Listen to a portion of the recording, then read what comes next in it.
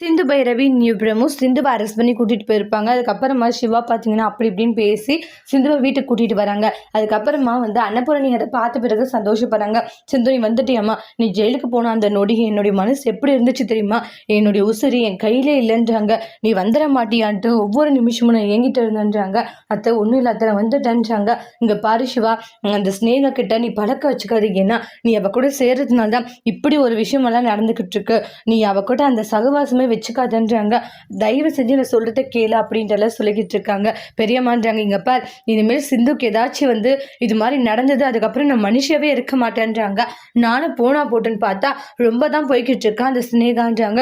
இதுவே first and லாஸ்டா இருக்கணும், மறுபடியும் இது மாதிரி விஷயம் பண்ணிட்டோம் அதுக்கப்புறம் இருக்குன்னு சொல்லிட்டு ரொம்பவே கோவமா இருந்துட்டு இருக்காங்க.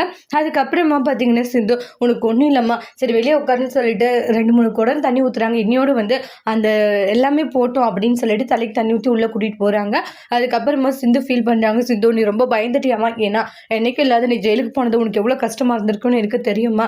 பண்ணாத ஒரு தப்புக்கு அரெஸ்ட் பண்ணிட்டு போனால் எவ்வளோ கஷ்டமாக இருக்கும், அது எவ்வளோ வேதனையாக இருக்குன்னு என்று எனக்கு புரியுதுமா. இனிமேல் அப்படி ஒரு பிரச்சனை நடக்காது அப்படின்ட்டுலாம் சொல்லி வாக்கு கொடுக்குறாங்க. அத்தை, அதெல்லாம் எனக்கு ஒன்றும் இல்லை, ஏதோ நடந்துருச்சு, அந்த ஸ்னேகா வளன்றாங்க.